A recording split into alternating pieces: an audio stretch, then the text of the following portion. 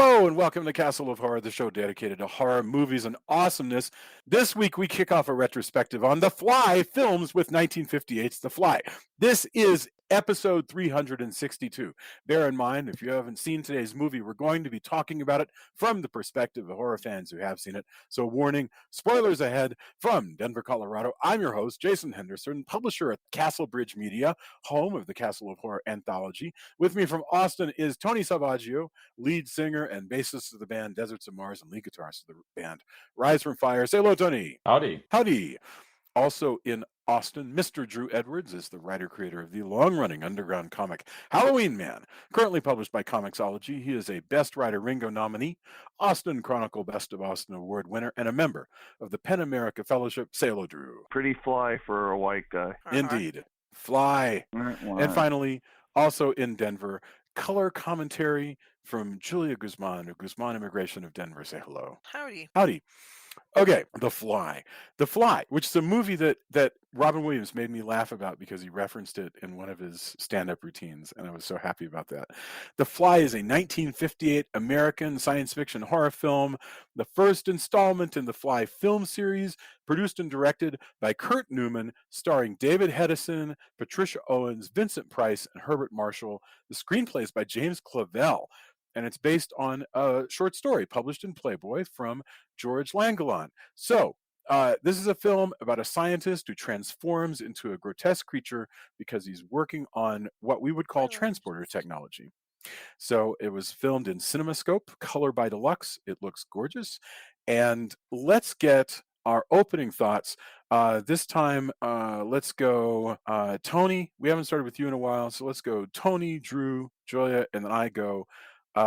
Opening thoughts, The Fly. It's an amazing film. I mean, you got Vincent Price, and I think I remember this one also as a kid. It was either in Mad or Cracked, if I remember correctly, like referenced. I could be wrong about that, but I just remember especially like the end, Yeah. But some of those iconic things turned up before I was really, a cinema buff. Like, you watch what you can watch as a kid. But it's a beautiful movie and it's dark. I like the mystery element of, Vincent Price trying to walk back how this terrible thing happened. It's pretty innovative in how it tells that story. We've seen other detective style stuff like that, but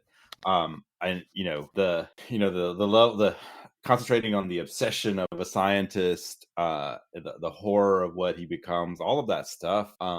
It's just fantastic. It's a really great start, really strong movie.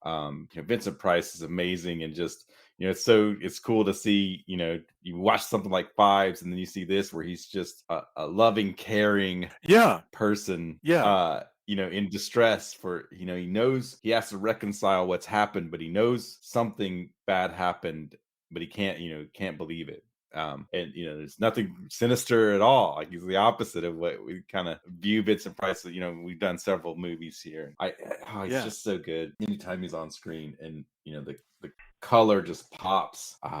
It's a really fantastic movie. We tend to like the Cronenberg Fly, but because it's iconic to there's especially to Gen X, like it's pretty iconic, and whoa, this is remake. This is a maybe a grittier version, and Jeff Goldblum's awesome, and but going back to this, I dig this for a lot of reasons. I'm glad we're talking about it. It's great. Oh, that's great. Thank you very much.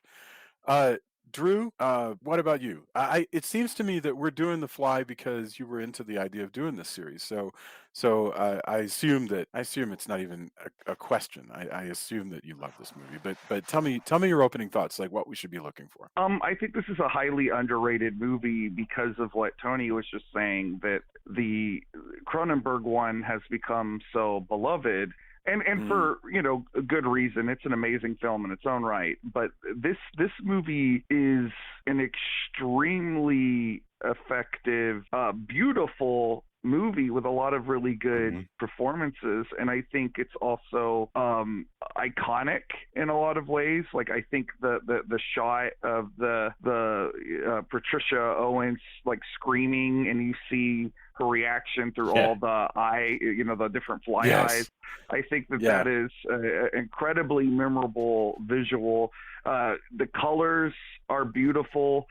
Having just got the Scream Factory box set of all the Fly movies, I've learned also other things about it which endear it to me more. Like apparently Jack Kirby modeled Reed Richards off of David Hedison in this movie. So Nice. it makes a lot of sense. Like it's just not something I ever dotted the I's and crossed the T's on until hearing the commentary track on the Blu-ray. But this is an amazing movie. It's kind of Patricia Owens is as much as everybody remembers this is a Vincent Price movie, Patricia Owens really is the one that carries this, and there's a lot of upsetting stuff. Like she has to go through a lot of a range of emotion. I think it's kind of cool that you have a woman that's essentially the lead in a horror movie at this time. And this is definitely not a schlocky B movie the way some of the sequels are. Like this is it looks like an A picture. It's got good good makeup effects for the time period. It's got a lot of great location and sets. It's a really top tier 50s horror film, and I'm glad we're able to talk about it because I think it's kind of underrated in comparison to the Cronenberg film. Beautiful. Yeah, I want to come back when we're talking about the schlocky versus not schlocky part, because I think there's some interesting things in there. How it's seen by the time that I think a lot of us were seeing, especially compared to the Cronenberg version. But yeah, and you're totally right. Like she's just amazing. Like her character, especially, just goes through this intense range of emotion. Yeah, this is amazing. Yeah. Hold on. Actually, remember your thought there, Tony, just in case I forget to ask you about it. Julia, I mean, I think you enjoyed this, right? I mean, I don't want to. I feel bad leading you and say, "Oh, you liked this movie," because if you didn't, I want you to have a chance. But yeah. But it seemed to me like you were enjoying the movie. No, I really liked it. I had never seen this version. I've only seen the Jeff Goldblum version, and gosh, it's beautiful. Scary. It's suspenseful. Great performances. Complicated story where it's like you've got Vincent Price's brother is the one who's been killed, but he's in love with his sister-in-law, so he doesn't immediately want to just give up on her and be like, well, obviously she murdered him, take her away.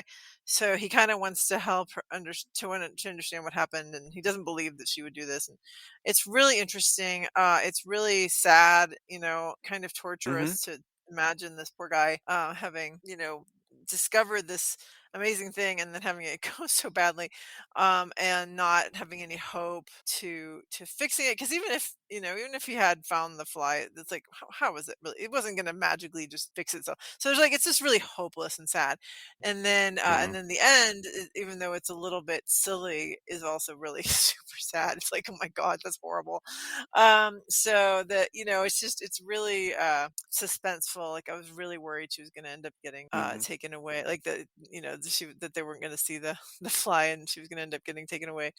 I don't know. It was really good. It's a good looking movie. I really like the sets. I love the park that they're in. I love the effects of the machine. I think that was really. I thought of Tony when the cat was in that box. So I was like, oh, that cat's not enjoying all those lights. As the cat's going, what the hell's going on right now? Yeah.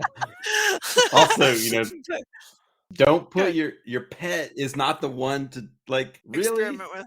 Your pet. Well, I can't. Yeah, that's the one thing that really bugged me about this movie is I'm like, what happened to the damn cat? Because you could hear it meowing, and I was like, what? It's got to be. That really bothered me that we never. Oh, well, he says he's like, well, I guess he's Adams. Yeah, but he later on, he's like, I guess he's Adams. Meowing. You had a cat ghost for a bit there. Yeah, it was pretty awful. Anyway, very very interesting. Well, but that's that tracks with the Invisible Man. Yes. Same idea. The scientist, if he first gives it to the cat, that's unnerving in his description. So I think that's an interesting kind of touchstone to mad scientists or scientists just trying something. This, obviously he's not a mad scientist in here, but his science overtaking perhaps common sense, obsession with Yeah. science. Yeah. Like, well, I have this. I should just try this, but either way, man, not your pet first. Just what a Yes. but And yeah, then I I love mean, that but he it's just really and effective. I love that he just tells her offhand, like, "Oh yeah, the guinea pig worked a lot better than the cat. I did the cat first." She's like, Yeah, "What the fuck?" yeah. Yes. I mean, if you haven't Oh seen my god. D'Angelo in a while, you may hear D'Angelo. I don't know. Like, come on, It's man. it's very similar to, though, like I was thinking in early Marvel comics in the 60s, Brodsky, Emil Brodsky, the Abomination, tests out his gamma radiation weapon by jumping in front of it. I mean, these guys are idiots. They Well, like that's they have actually Well, cool yeah, very but that typical weapon's his scientists. cat. Yeah, Scientists he will has a point. often do experiment on themselves first before doing, before Yep. because they just want to fast track it because nobody's going to allow them to experiment on humans. So they're like, well, I'm just doing it to myself then. Oh my goodness. So I just want to mention, and then we'll get straight into it. As in fact, we can go ahead and start with this because I enjoyed this a lot.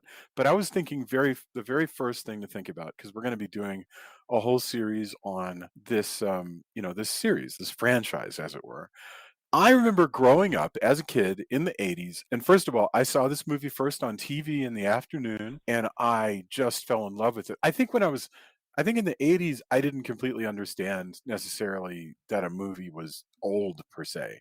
It's just a movie. You're just watching a movie, so I don't know, like, from the way the guys are dressing as not modern or whatever. It's just a very I was totally wrapped up in the story of the scientist who, he's looking for this damn fly, or he's not going to be able to fix this problem. And I remember being so struck by that. And gosh, I think this is one of the early movies that made me fall in love with, like, this kind of color, just this gorgeous. It's not Technicolor, but it's very like it, with these super rich reds and blues, all over the place. So much so that I'm much more into this era with color than 10 years prior. I know a lot of people are really gaga for the black and white of the 40s, and for me it's the color of the 50s that I dig. But Al Hedison is great, or David Hedison from Voyage to the Bottom of the Sea. And I could swear, you guys tell me if this is true, I swear there was like a Mad magazine or a Cracked thing that had a gag where a whole bunch of people are at a cocktail party and the fly is there, and he's like in his Yeah, that's what in I his jacket, remembered. and he has a fly arm and a fly head. Yeah, and that's what kind of this is what made me think about what Drew was talking about, where I think my exposure to it as a kid was through comedy magazines like Cracked, Yeah. and Mad Cracked and Magazine. Mad. And the Yeah. way they did it, it seemed to in my head it was lumped in with more schlocky, lower Oh, budget sure. movies. Yeah. Like Blood for Dracula, because you But when often you see that werewolf girl from Blood of Dracula. Yeah. right, Well, and I but think the upon the, seeing the it, oh, go ahead, Drew. I was going to say, I do think the sequels have more of that flavor to them because Right. they're and we're going to get into this when we talk about those, but they have a lower budget look to them. I can't wait to see that. Right. That just But that the idea in my head until I really saw it and really paid attention some years later was and I like low budget sci-fi, right? Like I dig it. In fact, a bunch of recommendations are coming through. But I always kind of thought of it in that way until I really saw it. Like what a beautiful movie, what a tragic movie. I mean the I was actually just talking to Max today. I said, hey, we're gonna do the movie tonight. And he's like, yeah, I mean it sticks with you.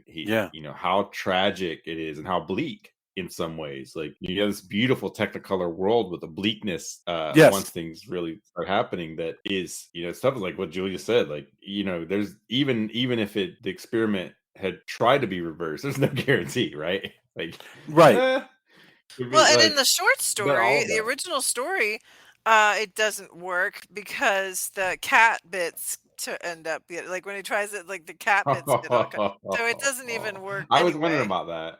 Yeah. I having seen the Cronenberg one, I also was like, don't teleport the cat with a dish. I know, that's what I was saying. I was so mad. I had the same thought. Oh, Yeah, unfortunately, we are poisoned in advance by the body We already horror of know. David Yeah. Cronenberg. You know, right. we've lived through all of that.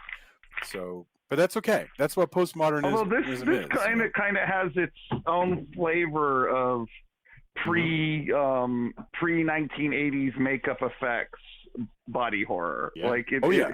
and it's quite grisly for a 1950s movie, especially the opening with the seeing the quote It's a unquote murder. It's a murder with scene. an industrial press. Yes. Yeah, that's Yeah, pretty like there's a lot of blood there for a Yeah. non-Hammer But American it's a made horrific horror idea. film. I mean, the idea that he's been smashed in this press, it's Oh, just my goodness. grotesque. And then Yeah. as they dial it, as they work through the murder mystery part of it, and they go, wait, this was set to 2 times. Right. Like he's like, oh, it just gets more grisly, you know. Mm-hmm. And So then the murder mystery aspect of it is also fascinating. she was afraid of insects. The Patricia Owens, and so no. director Kurt Neumann, who actually died before this went to general release, that didn't let her see the makeup until the unmasking scene, Oh, really? so that she would That's just be pretty terrified. great. That's pretty Poor great. I thing. mean, I don't want to cause harm on, psychic harm on anyone for a movie. No, but she knew right? what she was getting into But during the movie. oof, but that is, I mean, I guess that's one method. Again, like I don't, sadly there's a history of directors doing not great things to people, True. but if you're Well, gonna you don't play sign off up that for a and movie use called it The as Fly if you're not able to just deal with your sure, issues.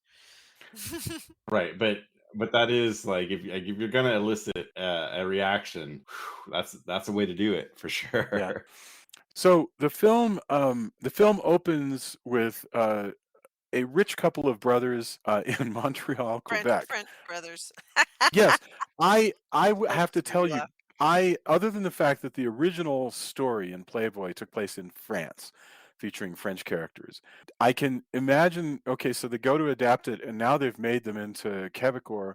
I can't imagine why. I mean, for the life of me, I cannot explain to you why this movie takes place in Canada. There's nothing whatsoever about, other than the fact that no, I have no idea. I was thinking, Because they knew in the Vincent Price future, Canadian? No, the he was guy from that St. Louis. the guy that wrote the story was psychic, and he knew in the future that David Cronenberg was going Would to be Canadian. do the remake, and that's why. Oh, At least that's what I'm saying. That's Yeah. my new headcanon about that. yeah, that makes total sense. I mean, but the thing is, it's a choice, right? It's like, okay, everybody's got French names. They all call one another monsieur, and they live in Canada. Great. It's a pure choice, has nothing to do with anything. But to be honest, it immediately makes the film, in a way, very charming, which, to Tony's point, even though it's grisly and dark, that at the beginning sets you sort of at ease that you're in a sort of fun, brightly colored Technicolor world of nice Canadians. And they've started with this woman who's apparently murdered her husband in a hydraulic press twice. And that's, She only and that's where murdered we him the start. one time, but she did. Right. True. But that's part of the mystery, is why, if suicide, accident, murder, whatever, why did this thing close twice? And they finally show us later. But the things that where should we go with this? I mean, what would be a good theme to start with? Or we can just walk our way through the plot. It doesn't matter to me at all. Barring anything else, I should mention that what's interesting is that the first half hour of the movie is the murder mystery that Tony Yeah. was talking So about. that's a great point, is that it doesn't start out because, after like about 10 minutes, I said, oh, right, this movie's supposed to have like a fly theme, and yet there's been Right. nothing fly related at this point until you realize that, Right. oh, it's why she murdered him. But like it takes a while for you to even get to that, because it's just kind of a little bit of a noir kind of Yeah. story. And at this first. point, Vincent Price and Patricia Owens are very much sharing screen time. Vincent Price has a major place. Patricia Owens has a major place, and it's why did this woman kill her husband? Did she? Is it possible maybe the inspector Shira thinks that maybe Vincent Price did it, and And then he goes, but now I know you didn't. And I'm like, why do you know that? Because there really wasn't anything Yeah. to eliminate him as a suspect per se. Well, Whatever. he seems to say, I know you didn't because you admit that you're in love with Patricia Owens. So therefore, you would have Since you're being lied about honest, it that. means you didn't. Yeah. That's pretty Right, funny. Yeah. So, But there's also, note to self: make sure you admit the motive if you do kill somebody, so that they won't be like, "Oh, I guess you admitted the motive, so you probably didn't do it." Yeah. exactly. Yeah. I mean, if it hadn't worked in real court, we'd probably. But yeah, It's also interesting too because as they're walking it through, they have to deal with her reaction of of relief. Yes. And because she pops like, "Hey, you want some tea?" Yeah, no, She's acting totally get super it. Put him in strange. the press. Yeah. Yeah. For them. Um, She's acting weird considering the things that they're trying to figure out. She's, like she maybe committed murder, her husband maybe committed suicide. None of this is helping make sense of the way that she's behaving, which is as somebody who she's acting odd. She's pretending that she doesn't know who her son is because they have like a young son. He's whatever he is, like 8 or something, and and and she's right. She doesn't seem to be talking straight about. What does she say? She actually says, "I did kill him, but I didn't murder him," I think is what she says. Something like that. And she's not like when he asks her to elaborate, she won't offer that up, which right. I do find myself wondering why did she not come up with any kind of alibi if she wasn't going to tell him that it seemed like her master plan long term was like, I'm just going to pretend being crazy so nothing bad happens to my son. But the problem with that is, of course, seeing his mother carted off to a absolutely lunatic well, but the asylum alternative was going to be that she was hanged, which would not be. It's true, right? But also, I think there's a bit of a state of shock in having dealt with a husband who turned into a fly creature. Yeah, there's a lot of like trauma in that it's not so much a plan as it is, here's how I go forward. Here's how I move forward. It's not, because even the murder wasn't as premeditated as all of that. He finally goes, there's no way out of this, and things happen. But I think talk about sad. That was horrible, that scene. Yeah. Where she has to kill him. I mean, it's horrible. Like, you just can't imagine making a decision like that. No, it's awful, and it's very slow. This is not a fast scene, right? This isn't the guy suddenly jumps off a dam.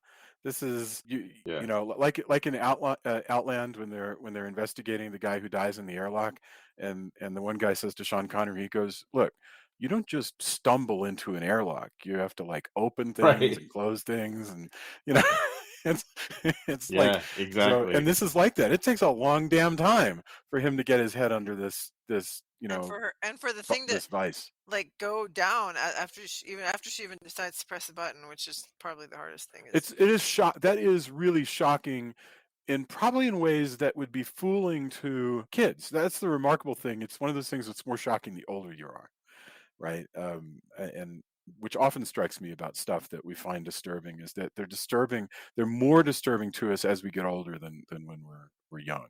And we also, as far as using the word plan, the plan is more of his, because the lines that she feeds are like, they're like, hey, well, let's test her to see if she knows how to work this press, right? And she gives them all the answers, but those answers were all directions from the fly version of her husband. So that is its own, like, her whole thing is moving past the traumatic events that have led to that. And shocking. And I that's also it feeds into, by the end of it, I know it's jumping ahead, but go ahead. The whole idea of, hey, we're gonna put her in in the institution, and that'll be better than having her be hanged. But still, it feeds into the the number of women that were institutionalized for just various seriously seriously, just serious like, oh well, you're a woman, you're hysterical, but all of that Yeah. history of Mm. just horrible things done to women by institutions for a variety of things that weren't, you didn't need to be institutionalized for that. I mean, it's Basically for having so periods. for having like just unconscionable things. Yeah. And it does play into that whole like, oh, she's hysterical. I had a close relative, who spent time in institution for basically what I found out was depression. Yeah. Goodness. And medicating themselves for depression. Back in this era. Yep. And that was a thing that was done, but you think about it, and here, and I heard the story actually being told, and it was traumatic for everybody, but it was what was done at the time, which is just things aren't maybe great all the time now, but luckily we tend to not do that as much, right? Yeah. You can, but it was it was a heartbreaking tale that struck home, that was again a close person in the family, and but that struck me, and those are also things you don't think of as an adult. Like, had I seen this much earlier when I was younger, I think I'd seen pieces of it when I was younger, but actually my mom says she saw it in the theater in small town. No kidding. No kidding. Wow. Yeah. Wow. I mean, I'm sure she wasn't born like no, she may have I'm seen sure it honestly in a when they used to re-release movies like 10 years Right. later, but so especially like on the drive-in circuit. She was pretty young though when she first saw it, but she remembered it. She's like, oh, that's cool that you're doing that. I remember seeing it, and how much it struck her, as it should. But yeah, there's certain things that hit like that as an adult that are different than if you watch it as a kid. And you say, oh well, she's obviously got problems, that's why it's better than being hanged. But then yeah, when you understand the history and how that all works, it's even more, what's her son going to do then if they hadn't, if the ending had been different, which it could have been a bleaker ending. That would have been, I had forgotten. I was like, no, that's the most Hollywood part of it, is a last ditch happy ending that comes out. People are often happy ending-ish. I mean, the poor guy gets attacked by a spider and then crushed to death. I agree, but my point is, like, people are often quite precious about how wonderful Hollywood used to be compared with now, but they forget how Hollywood used to pull sort of cheap shot happy endings out of their ass, like in the last 90 seconds of every movie, so that even Wuthering Heights somehow has a happy ending. Like that's how it used to go. I wouldn't call this a happy ending for anybody, except for maybe Vincent Price's character, because now he's free to maybe pursue. They're hanging out in the park having a picnic. I mean, they're basically like it's so I get it. You're right. The cleverer you are, the more you think about it, the more you realize that there are layers of deep unhappiness. Yeah. But at the most surface level, it is a heroic, joyful ending. They're all happy in the park, like getting used to their life without David Hedison. So it's, and I'm saying that's what Hollywood used to be full of happy endings that when you tilted your head slightly, you go, well, wait a minute, like, isn't this actually very depressing? It could have just as easily ended with Vincent Price having to care for his nephew, right? While the girl was and going, or like Frankenstein, never getting out. Frankenstein gets his head chopped off, right? Whereas this just gets attacked by a spider and crushed by a rock, right? That's really true. It's also funny to think Frankenstein comes out like the year before this, right? And it's you mean Curse of Frankenstein? I'm assuming. Yes, I'm so sorry. It's called Curse of Frankenstein. Yeah, I apologize, but that's the one. 1957, and it also is a movie that is heavily a flashback in the middle of a big frame. And it is interesting that that these two movies, and they have this beautiful color in common. The difference here is that you have American accents and French names for some reason. I want to talk a little bit about the domestic situation of the two brothers Delambre and Patricia Owens and their child. So they've got this. So first of all, David Hedison, who I know as one of the many Felix Leiters from James Bond, and as the number one on Voyage to the Bottom of the Sea. Many times in this movie, he's got weird, like, white shoe polish at his temples, which I found charming, really. It was, and I don't know why they've done it. I think it's to make him maybe It seem, was I don't know, a it little was closer in age. it was I to don't know. make him seem closer to Vincent Price's age and look at, like, they talked about this on the commentary when they were talking about the Reed Richards thing, because obviously we associate Reed Richards with white temples. Yes, that's right. They were trying to make him seem like also that there was a greater age difference between him and Patricia Owens. Yeah, that makes sense. That's interesting. But yeah, it's not always an entirely convincing. He's look. So David Hedison, for what it's worth, is 14 years older than Patricia Owens and 16 years younger than Vincent Price. So Wow. it's The big difference between Vincent Price and Patricia Owens. Patricia Owens, yes. Yeah, but they all look great, and they've got this the set. I thought I spent a lot of time thinking about the set, both the upstairs and the downstairs, because what you have is this conceit that's in the movies that I don't know anything about real life, but in the movies they've got this beautiful villa, and it has many rooms and it's gorgeous, and then they've got a downstairs that goes to this lab, and the lab has multiple rooms. There's an anteroom, there's a door into it, and then there's another sliding door, and then there's a door out to it with some stone steps that lead up to the garden, so you can set fire to a burn barrel out there and not burn down the house. And it's gorgeous. I mean, all of it is beautiful. I mean, you don't see the seams. They walk in from the garden into the house, and it seems to be all connected. They have a live-in maid. Yes. I mean, as a kid, this was just Hollywood La La Land to me. All of this, just sort of the magic world of the movies, seeing this great house that they live in. It's like, hey, grow up and be a scientist, and you can have this awesome giant house. Well, apparently they have military contracts, which is why that's right. They're making so much money, which is hilarious. Again, well, but it's also kind of like another layer of kind of morally ambiguous stuff in this movie, because he's trying to develop this technology for I'm sure humanitarian reasons, but if his backers find out about it, I'm sure they're going to be like, how can we use this to deliver bombs? Or deliver troops. An army. What troops, happens if we send an army to a place instantly? Or how can we weaponize it? We'll start with bombs. How can we weaponize it to screw up other people? Yeah. Unfortunately, whatever terrible things he learns, all will have practical applications. Well, yeah, I mean, even being able to make mutant animal people hybrids would probably be pretty attractive to the military. Like, well, what if we mix a human's DNA with an actually dangerous animal? Yeah, then you get into the super soldier stuff. Yeah, it is one of those things where I always wonder about Star Trek, like the weaponizing teleporters always seems like it's as many nefarious baddies as we have in the Star Trek universe. We never see one go full. No, the Borg do. The Borg definitely weaponize teleporters.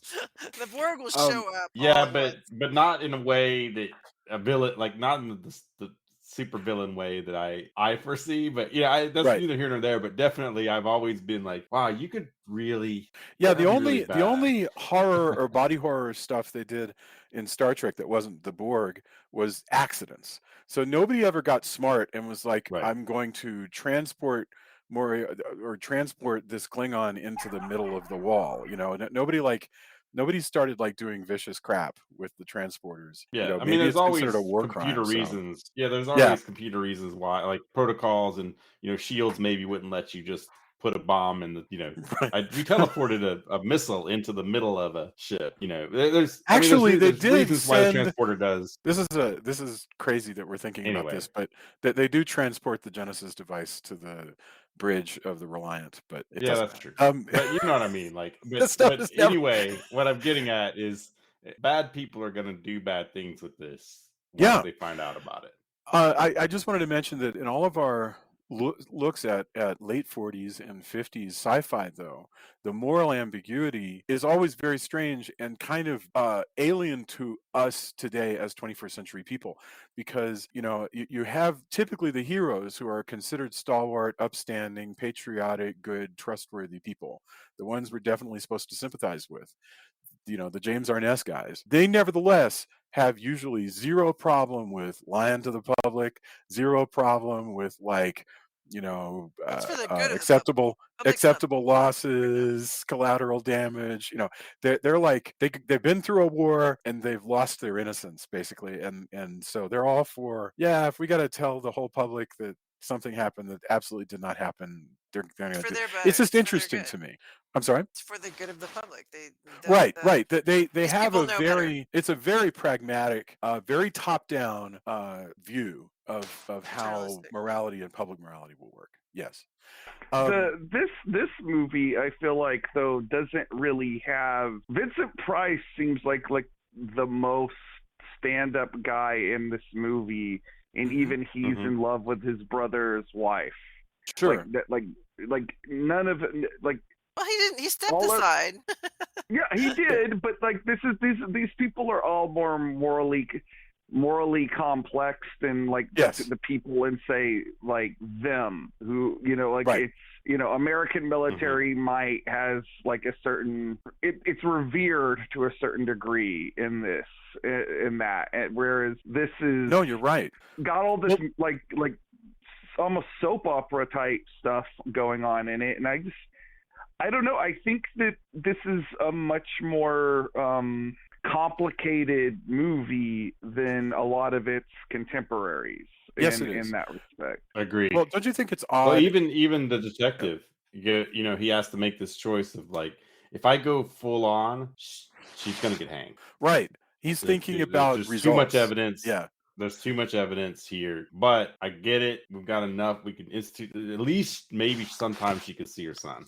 Like in that case, and she won't be hanged, and hanged as a murderer, like that's big. That's a huge burden to the family, all of that. So even he has to make these decisions on, I don't have enough evidence to prove that she didn't murder her husband. I mean, look at it. It's like, she definitely murdered. But she admits it. She admits she murdered him. Yeah. No, but like, I can't let her off. Like, there's too much here. Like, even after I've heard this tale, like, okay, that's crazy. I can't accept, like, no one, I can't bring that to court, right? And so he has to make these choices, even in that. I'm like, how could I at least make this less terrible? Yeah. I just want to point best out, I can do is this, and I think that's great. I mean, I think that's really interesting in the, how it all fits, since we're talking about the moral ambiguity of a lot of things. The really funny thing, if you were talking to somebody who maybe was aware of this movie from the 80s, from the Cronenberg version, or just is not aware of it at all, and you say it's a science fiction movie about a guy who's experimenting with transporter technology, and he gets his DNA mixed up with a fly, I don't think you're going to be prepared for what the movie you actually get, which very much feels, in a sense, it could be a Sherlock Holmes mystery or a drawing room comedy, not comedy, but drama, like Mildred Pierce or something. It's very, I mean, you could put this on as a play. Yeah, you absolutely could. A number of sets. Yeah, Jason said it could be a radio show at one point. Yes. I mean, it gets bigger. There are moments when later the monstrous David Hedison is wrecking his lab and stuff like that. But the fact is, still, there are no giant, as I mentioned, the sets are beautiful and they connect to one another, but there's no giant sets. There's nothing like in Son of It doesn't have any like Frankenstein labs in this. Right. Like, although he does have a groovy lab. I mean, it's and that's, I love all the lights, but it does feel very, very much intimate and serious, which is cool. That's I also think that speaks part in part because it works really great with the plot line of the movie, because it's a story about a family. I mean, everything in this, it's it's a brother, it's a husband, you have the kid, and to have this sort of like homey feel to it really it accentuates that. And man, there's just like so many things I like about this movie. Like the set of the house too, later on, is beautiful as this home is. It becomes almost like this oppressive thing, because like you have like the maid and the kid and Yeah. the wife trying to have this nearly impossible task of trying to find this one particular housefly. And isn't that like something out of a fable in a way? That's you know, everybody from this court has to set about trying to find a single fly. That's brilliant. Which it And had already weird. And been, also, he'd already caught it before and then had to let it go. That poor kid, Yeah. by the yeah, way, I felt so bad for that kid. He gets yeah. gaslighted, he gets yelled at. He's given an impossible task and made to feel like it's the most important thing in the world. Like that kid is going to have need a lot of therapy when he's older. Well, it goes Well, he back. did Well, things don't turn out too great for him. oh yeah. Oh yeah. Is that a spoiler? Well, Okay. All right. Yeah. Hint, Well, hint. Yeah. It's interesting you talk about the oppressive part because they essentially become trapped in the house when they have to lock down everything to try to catch this fly. You know, there's Yeah. some part where nobody leaves until we do this. You know, it becomes its own strange locked room mystery. And also, you know, there's so many layers too because there's also the through line of obsession. You know, he's obsessed with science to the fact where he doesn't see his wife for weeks on end sometimes, even though they're in the house together. Although I guess that feels like some of the times I've been in the games industry. Yeah, I was going to say that sounds Yeah. like Jason's crunch time. Sounds like Well, crunch time occasionally. But his obsession with it, you know, where even they try to go out and he's, you know, drawing, you know, he's working out equations on the playbill. Oh, yeah. And, you know, all of this stuff and his obsession I mean, in leads him fairness, to make all I these have choices. done that. I just want to point out that I have written chapters on the back of a playbill while I'm at a Or a performance. graduation. Or a graduation also- or whatever. You know, that's That Yeah. also does feel very Reed Richards, though. oh Oh, yes. absolutely. Yeah, Absolutely. yeah, yeah. It just so happens he screws up, you know. It just so happens that he turns himself into a fly. That it, you know, and Reed Richards, I suppose, could have done the same darn thing. I mean, in a Well, way. I mean, he effectively did do that to Ben Grimm. Like, he didn't turn Yeah. him into a fly, but he turned him into a monster. Right. You're right. right. Yeah, that's a good point. But you know, he does seem like he does love his wife too, though. Like, there is a warmth in that relationship. Mhm. He's just like any guy that's like a little bit too much in his own head. And Yeah. you know, like it is a shame, like the latter half of this movie, like, especially knowing that you know he's going to die, is really gut wrenching, but also just something about this movie that, you know, because that is very different from the Cronenberg version is him and the Fly, like, they literally switched body parts. And it seems like they're sort of sharing a mind. And like the one guy, yeah. like, he's starting to become more and more like a fly in his mind and lose his ability to think. And then you have a fly that can talk at the very end. Right. And, you know, that's kind of horrific, because like something I think about is like, what if his mind completely transferred into this fly, and so he had to die twice, once in the Well, I think that's the suggestion. Yeah. I think he's been cloned, and I think that while at first the DNA is only sort of slowly rebuilding itself, his brain is coming into more and more capacity in the fly form. Right. And so he's pretty consciously David Hedison by the time he gets squished by a rock. And Well, and it's interesting that the wife is so conflicted about that, because at one point she's like horrified that the fly might be killed because it still has part of her husband in it. But at another point she's like, it has to be destroyed, because she realizes that that's such a horrific thing. So she really is of two minds of like, well, what is this? absolutely, fly? yeah. And so go ahead. Her ability, you know, the way that she has been dealing with her husband, as you know, at first he's, you know, shrouded, and she's very concerned, but also, you know, very much wants to take care of him. You know, she's seen a person who has been obsessed before. He's working on these experiments, and you know, it's not until it really seems to dawn on her, and I think this is an interesting turn when he basically says, "Look, I messed up," because you get the impression that's also not a side she's seen much of. Yeah. Because he's and where he really needs help in that capacity. She's always there to, you know, give him, give him food and they're sliding notes back and forth on the support door. him. Yep. But at that point where he really breaks down, and that's also where we get the heaviness of everything. Like, look, I know now that this is an impossible. Like, things are going to go really badly.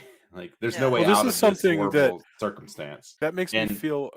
I'm sorry, go ahead, Tony. I apologize. and that, well, no, it, you know, that's a turning point. I think it's an interesting turning point. It's not even the horror part. It's an existential, like, it's a dread horror that exists together but separately from the, oh my gosh, look, here's a fly head and an arm. Yes. Right? There's the, what do I do? And how do I deal with my spouse who's usually this person? And has this, and now I realize like how much trouble they're in, where this is heading. And So this is, again, it hits differently when you're when you're older. The horror, it's still horrific because the makeup's great and everything. I think, but the older you get, the more you understand that that's as horrific or more when if you're the relationship part of it and the interdependence part, and dare I say, if you experienced a loved one passing from an illness, that especially like in a hospice situation or whatever, all of that stuff comes together in her reaction to it. But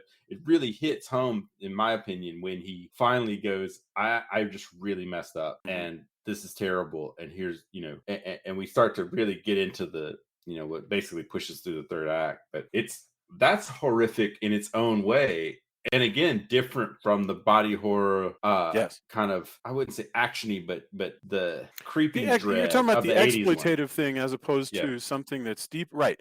It's not exploitative like Horror of Party Beach. Here's something terrible transformed by radioactivity. This is, it's not just like somebody dying from a terrible disease. It's more like somebody not dying from a terrible disease. It's like it's what is the horrible existence that my spouse is in if I'm in this position where I'm supposed to be helping them, and there doesn't seem to be anything for them. It's awful. It's like unspeakably awful. And they do a really good job, even though they don't really reveal the full monster makeup until like the movie's almost over. Right. But they do a really good job of like making it like him walking around with like the cloth over his head and her having to feed him like milk, and you'll hear these horrible like slurping sounds, and the fact that he asks for rum to be in the milk, which it works in two ways, because one, like there's sugar in rum, so he's got a fly head, but two, like he might be in terrible pain, we don't know, so he might be trying to dope himself up with the alcohol. And later on in the movie, he starts to get he can't control his own arm. It's like it starts to get almost a mind of its own. So like there's like a lot of this movie, when you start to think about it, is still pretty effectively unnerving, I think, considering that it's an older movie. Like the Cronenberg version is more obviously disturbing because they have these they have more modern special effects, and you're watching Jeff Goldblum's body deteriorate. But this has its own set of very nasty implications that I think when you sit there and you think about it, it could keep you up at night. Like this is a creepy movie. Well, it's funny too, because I was noticing at the top of the, when I was watching it, it says, rated 18 plus. And while comparatively, I would see this as a very chaste film, when I actually thought about it, it was kind of like, I don't think it's really 18 plus now, in a way, in the way that we view horror movies and what people are willing to watch, and how we've defined horror, and and what we see on a daily basis if you just watch TV. A world where there's Dexter and Hannibal show, which was on network television at late night. There's a large difference between that. But when you analyze it in the themes and what's going on, that's horrific. I mean. And of course, like we said, it starts with somebody who's been pressed to death in a hydraulic press. So that's horrific just in itself. But it was it kind of struck me that it was still, said, 18 plus at the rating when I, if I paused it or whatever. Absolutely.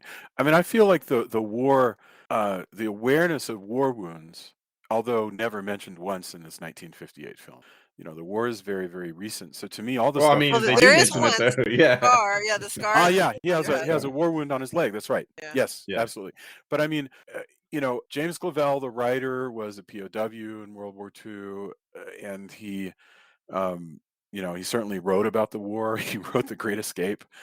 And to me, the notion of somebody who's so injured that their spouse, who still loves them, has to do all of this labor just to keep them going is that's the most terrifying thing. That I think if you're watching it, probably in '58, I think it's impossible for your brain not to go there at least sometimes, and think, oh well, this is sort of like that. Yeah, And like that's having somebody just screaming in agony in their bed and not being able to do anything about it. Absolutely. absolutely.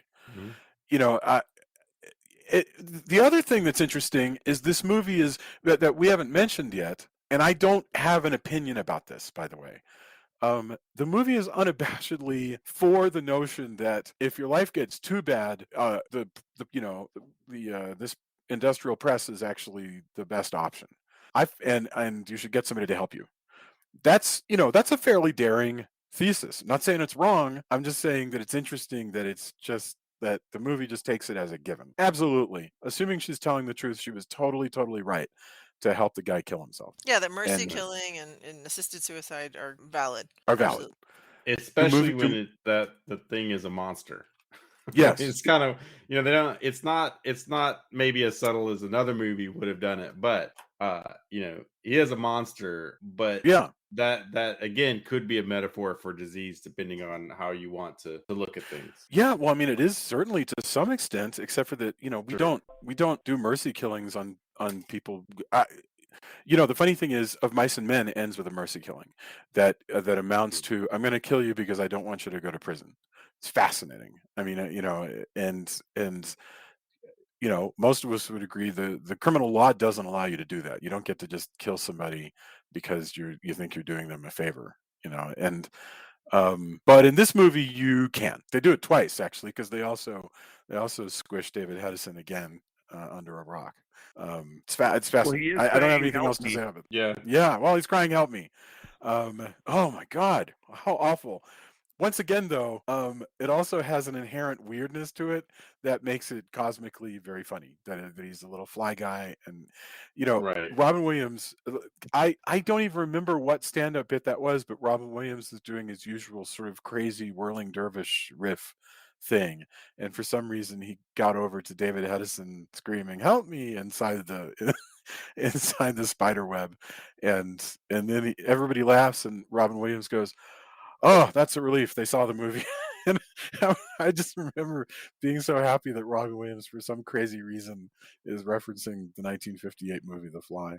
Well, that line, like the "help me" thing, has stuck around in pop culture in more than Yeah. one ways, because like there's even a Ninja Turtles villain called Baxter Stockman, and he eventually becomes a part man, part fly mutant. I And did in not the know old, this. Yeah. and in the video game, in the side scroller video game, and on the level where he was the boss, he would come out and he would say, "Help me," Yeah. really quick, is a reference to this. Oh my And goodness, that's funny. Yeah. Wow, Of that's course, that's it's a really little bit wild. more horrific or like, crazed in the comics. Obviously a bit more sanitized in the Yeah, cartoon, but yeah. I always that was a really great. I'd sort of forgotten that, but every time I play it I remember. But yeah, that's a great moment actually. The David side Hedison scrollers are says this great. mask, by the way, weighs 20 pounds, which, which on the Yeah, and side he's actually the one in it. It's not a stunt man or anything like that, a stunt person. oh my Um, Wow. God. I would say that about the thing with the help me, that they actually had like a little animatronic in the web for them to look at when they were interacting with him, and they just couldn't get through the scene because they kept cracking up about the animatronic. Vincent Price It and just blows my Patricia mind Owens. to think of Vincent Price laughing every time he's cued to do his line for the Oh my goodness. Yeah. Wow. Okay. Is there anything that we have missed before we move on to? Oh well, I wanted to ask you, Tony, one last thing, and then we'll go to our final thoughts. But you made a point. You said something about you were thinking about schlocky versus non-schlocky, Right. and what was your thought Well, there? I think I kind of covered it, but just my watching this, again, having seen it before in or bits of it, or maybe even pieces from the sequels that kind of get all mixed up in, again, magazines and books that had horror books because Yeah. if you're a monster kid, you probably went to the library. You may or may not own a book that has a bunch of movie images, but Yeah. in a time before you could just, I'm going to rent The Fly for $4 and I can watch it anytime or buy it, Yeah. it was on TV or it wasn't. It was in the movies or it wasn't. Maybe, I mean, at best, you might know someone with like a 8mm or 60mm projector, right? Yeah. That was like when I was really young. And oh, by the way, I also on a tangent, I wish that gray that I have due to stress and the games industry and genetics was just shoe polish. Like I Right. was thinking, like, thanks, guys. Yeah, I'm. Yeah. but that the idea since and there's a lot of low budget movies that may or may not be better than we remember them just from their maybe low budget special effects, and I still love all of that stuff, even warts and all. Some things are more Absolutely. effective than others, but when you see stills, often may not look quite as good as it doesn't have the same, it doesn't evoke the same response when you can just stare at it as perhaps if it was in motion or in a movie. So for years there was an impression that this was perhaps a lower budget atomic age movie, in just judging, like I said, growing up through that. Or I think maybe because, again, what Drew was pointing out about the sequels, when we see them as a whole, in the same way that Godzilla movies for a long time, and just, still to a certain certain segment of the population, are viewed as like, oh, that's the ones where they're dubbed badly and there's a giant Right. monster and we see a toy, oh look, there's a boat. Whereas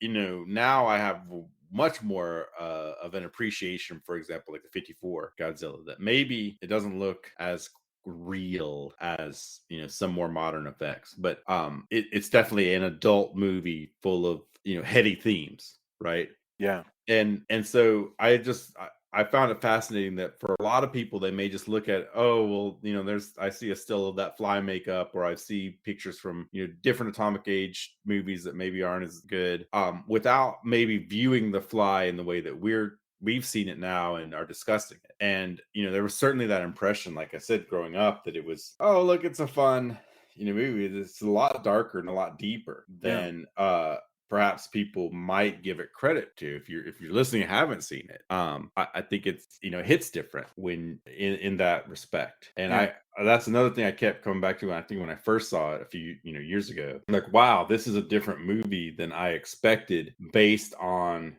everything I know about sci-fi from the era. And not all sci-fi, of course. Like there's great stuff, right? But just you watch enough of it, and I enjoy the full gamut of low end that's just really bad, that you don't kind of, did you make it through it, and low budget that is earnest but maybe doesn't quite hit in a way that they intended. Like I think I recently watched, I think it was The Magnetic Monster, if I'm not mistaken, where there's so many good ideas, but it doesn't, because the budget doesn't quite pull together, but there's great ideas. And then there's things like this, which are really great, and you view them differently. In respect to what you're saying about this particular film, though, Tony, this was not actually a low budget movie. Like Fox actually put a lot of money into this. What I'm saying is, if you're viewing it through the lens of those old movies, right, it tends to not look, I mean, again, we've talked about it. I've gone to retrospective screenings where people giggle at an effect that to them doesn't look as good now. You're weird. Totally right. You're totally right that this is a big budget movie, but to some people, this doesn't look as good as other things, and they view it, and they can't get past it. I think it's the best way to put it. Yeah.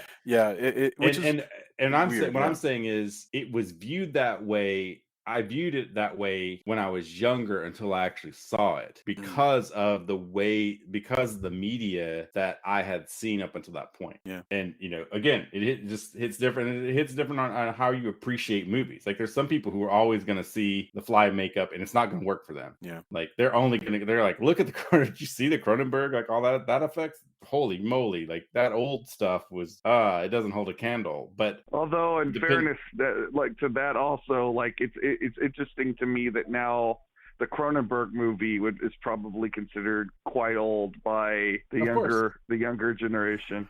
Oh, absolutely. Yeah, I don't have the right words for what you're describing because you're absolutely right. There are absolutely those people. And the funny thing is, like even our generation, if I think back on well, it's really my dad's generation, but it came from Hollywood, which basically it was sort of like riff tracks. It was just jokes, and they lumped in good movies, bad movies, Day the Earth Stood Still, as well as Gargantuas. I mean, it didn't matter. Yeah. And some people would say that contributed to a sort of world where we just lump old movies together.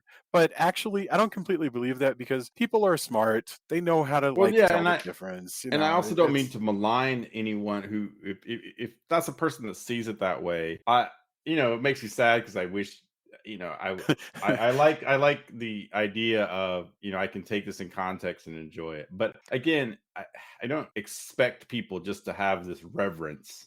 It's a world, as a film lover, it's a world I like to think about that I live in. But I don't want to malign anybody if that's, this doesn't work for me. That's okay. But I don't really. I mean, honestly, I don't really have time for those guys. I mean, if I'm seriously talking, if I'm standing in a lobby and some guy goes, yeah, but I don't really watch anything from before 1970 because, I mean, I'll go, oh yeah, that's interesting, and then I'll wander away because I don't have time for that. Yeah, I mean, that's not. I've also I'll have discussions on whatever, but life's too short. I'm not here to tell anybody what they should and shouldn't enjoy. Fair, totally fair. And that's where I try not to. It depends. It also depends on attitude and context, right? Sure. I mean, I had a coworker who, recently actually left the company I'm working for, and we were talking about movies, and he was saying, we just happened on it. Of course, I'm going to talk about movies all the time because that's just what I do. Yeah. But he was saying, hey, this stuff, but before this era doesn't really work for me. And I said, well, I'm not here to tell you like you have to enjoy these things, but if you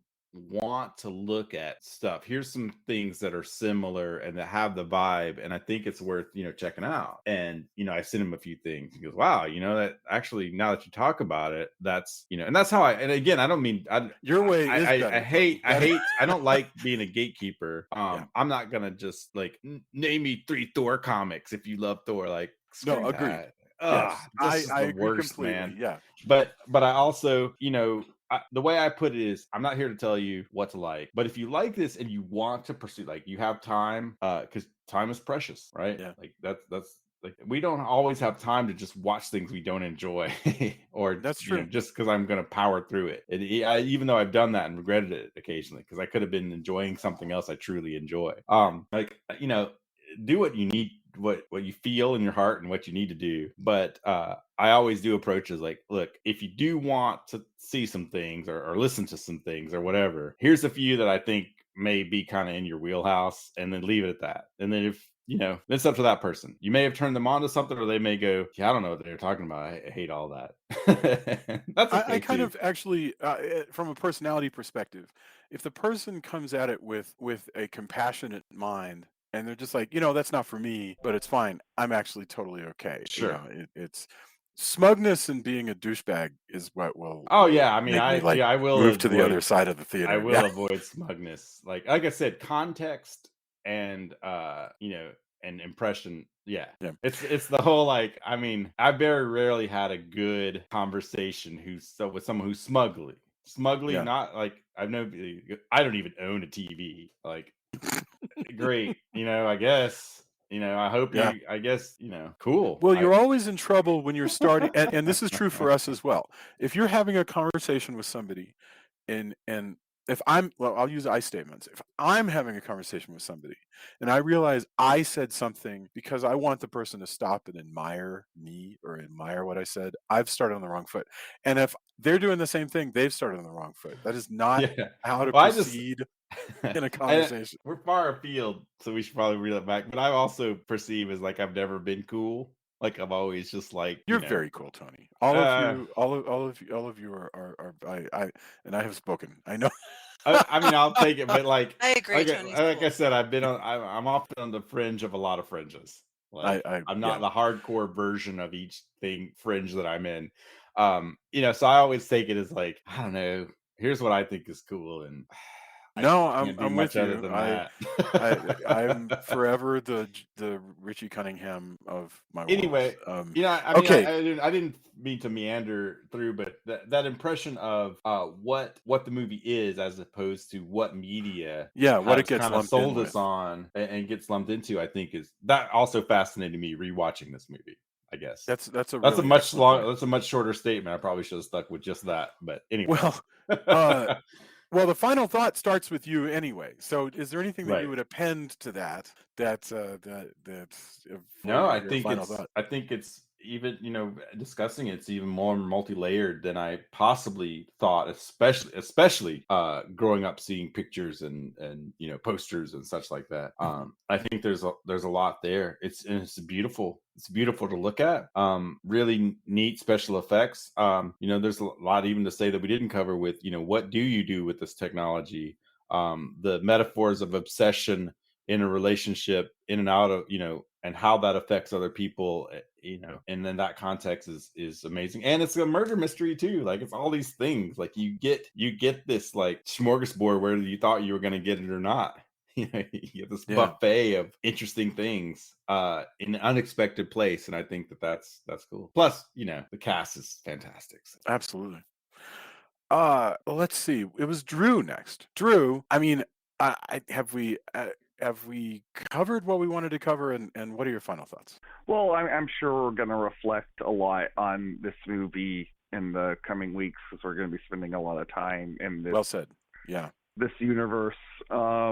Man, though, like this is a stone cold classic in my book, and if you disagree with that, well, I don't got time for that kind of negativity in my life. Yeah. I think this is a terrific movie. It's a terrific role for Vincent Price. He's got a lot of juicy stuff to play in, but it's not a Vincent Price movie the way we think of House on Haunted Hill or Fives or Witchfinder General or all those other stuff. This is he's not playing a sinister character at all.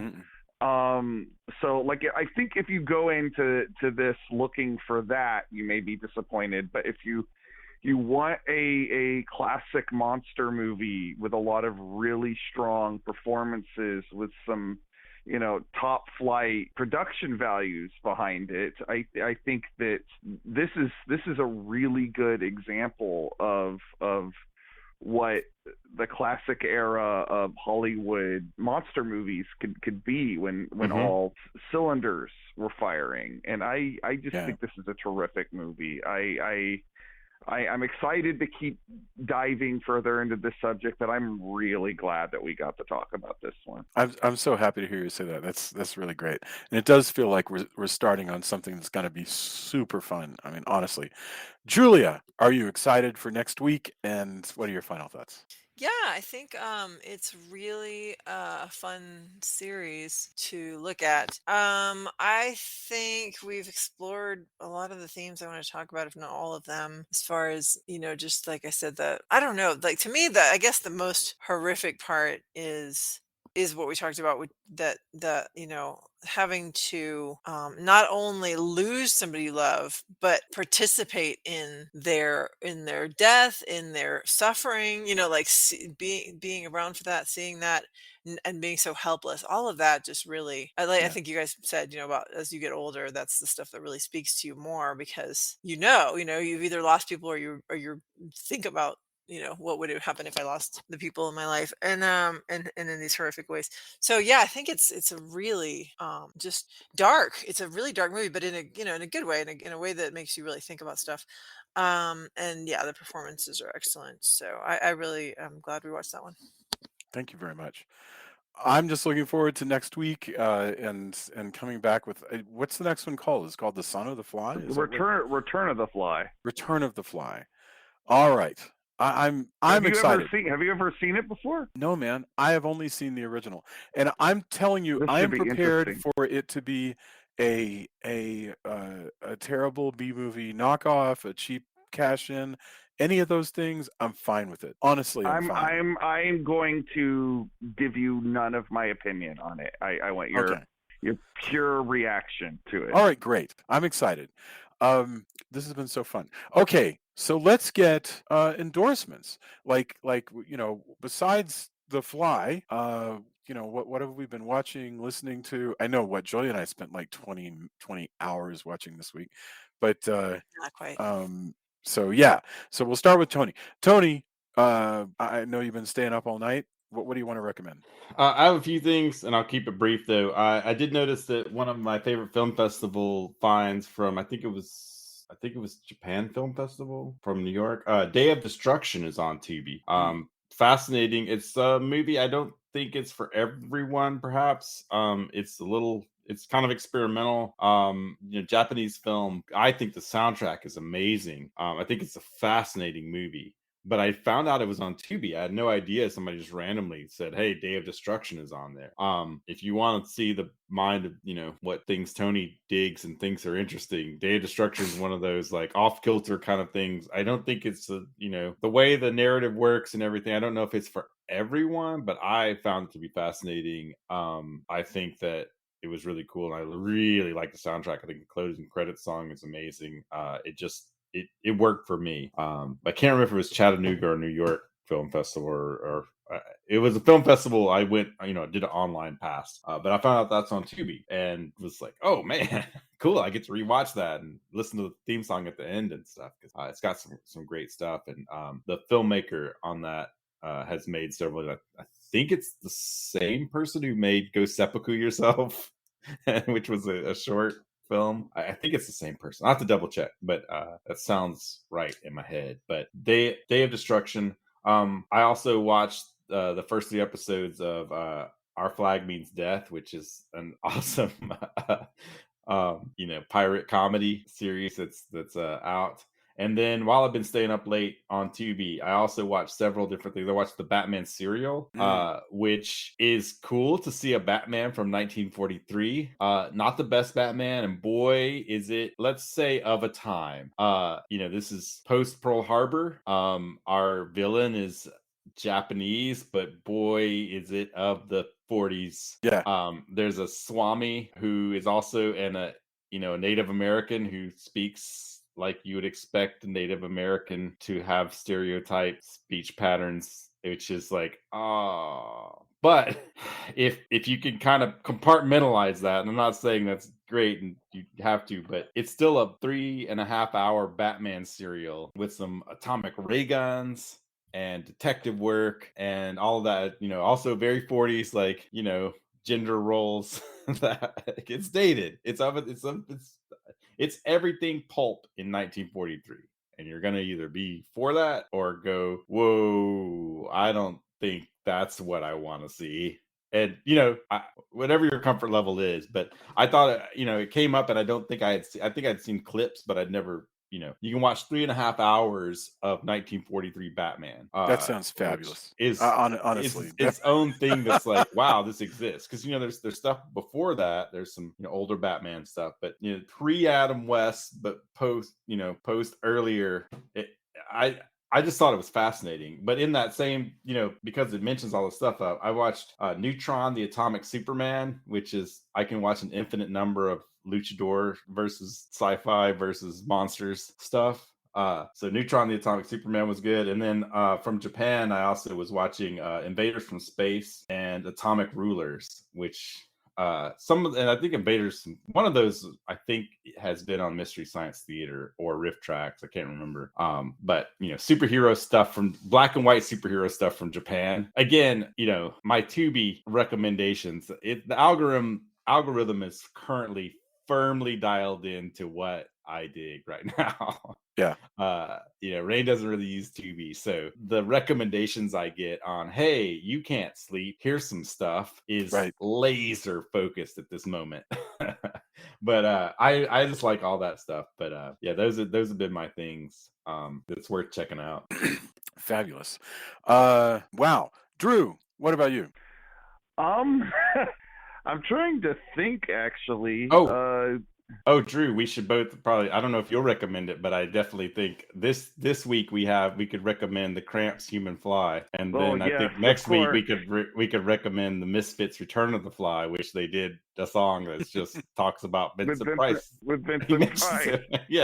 Mentions. So we have our theme songs for the next couple of, for this one in retrospect, Human Fly by the Cramps, which is awesome. But next week we could go with Return of the Fly for the Misfits. I mean, I'm also gonna highly recommend the Shout Factory box set, which has all of the vintage Fly movies, the two from the 80s.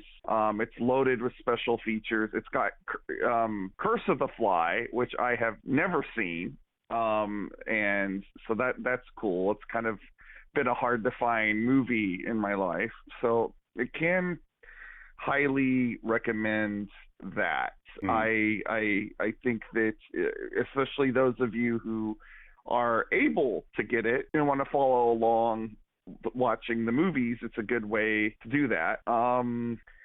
So that's definitely an endorsement. I know I've watched some stuff this week, but for the life of me, well, you know what? Actually, just the other day, I watched The Incredible Melting Man on Amazon, and believe it or not, I had never seen that before. I really enjoyed it. I'm going to go to a live showing of that on Friday. Sweet. So that's really wild. So we'll have a chance to talk. No, we talked about this Incredible Melting Man. It's got some I watched it completely on a whim because Good Bad Flicks, which is one of my favorite YouTube channels, did an episode on it, and I knew it had some early Rick Baker special effects, which are terrific, by the way. And I know that there is a Mystery Science Theater episode about it, but I've never actually seen that one. I really enjoyed it. It's kind of an interesting. It's like a 50s monster movie, but made in the 70s. So that's kind of it's kind of got a strange vibe because of that, especially the ending. It's got an incredibly cynical yet tongue-in-cheek ending to it. So I don't know, I highly enjoyed it. So you can watch that on Amazon. So I know that's like an older thing, so I'm sure a lot of people actually probably already seen it, but I think by now we've looped around to probably people have not. It all just depends. So that's a good one. That is. Well, maybe you've only seen the MST3K version, so here's your chance to watch it without people cracking jokes over it, because I think it's got merit. I think it's got merit on its own. So I had a good time with it. Wonderful, Incredible Melting Man, love it. Julia, what about you? We finished watching Schitt's Creek, which we talked about last few times, and that was fantastic. We started watching a show called, I believe it's called The Worst Roommate. Is that what it's called? The Netflix thing. Let me see. The Worst Roommate Ever, maybe? That might be it. Worst Roommate Ever. Yes, Worst Roommate Ever. And it is basically just a true crime show about horrible roommates that ended up turning out to be killers and what have you. Really interesting. Really interesting. So that's the one I thought of. I have this, and this is because I'm an extraordinarily old person now, but for me on a Friday night, the ideal thing is to do something cool for dinner and then watch some true crime. That is like I love that. So, and yes, Joy, and drink wine. Very thankful. And drink wine. Yeah. Drink wine, It's true just a crime. Yeah. stereotype of Julia, the. I'm really thankful that you would indulge all of that. And I'll see you guys next week. And bring other people. Since we're starting a whole new retrospective, this is a great opportunity to bring your friends and tell them to listen. That's all I will suggest. I won't suggest Good. any kind of Excellent. No. Oh, untoward see, by duress. saying We would that, never. you kind of have. I just Yeah. throwing it out All right. there. Adios, my friends. Be Night. Good night, excellent. everybody. Bye. Yes.